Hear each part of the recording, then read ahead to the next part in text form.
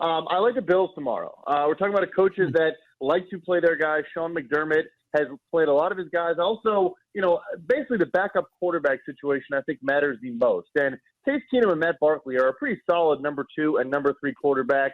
So even without Josh Allen playing, they're starting a lot of other starters. I trust their 2 backups. I just think giving a full touchdown to the Carolina Panthers, who, yes, are playing some Baker Mayfield, and then Sam Darnold and P.J. Walker will play in the second half.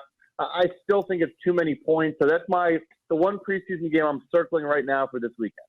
Brad Spielberger joining us here. Brad, 15 illegal contact penalties were called in week 1 of the preseason. Not sure exactly the number for week 2, but it was 15 in week 1, 36 all year last year across the NFL. It's a point of emphasis there. They're telling the referees this year to kind of bring that back and enforce it.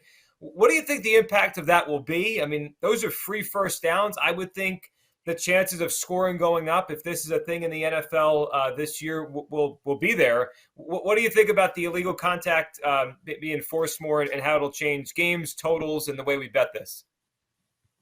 It's really frustrating because I remember last year there was a similar scenario with hitting the quarterback and roughing the passer, and sometimes the preseason is an indicator of what it's going to be like during the regular season, and then other times it's not. I want to say 2 years ago there was something to do with pass interference.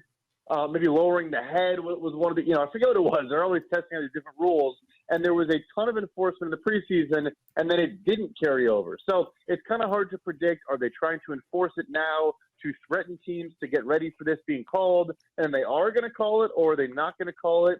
At the end of the day, I think the general sense is the more and more you can emphasize offense and scoring and benefit the offense is probably what's going to happen.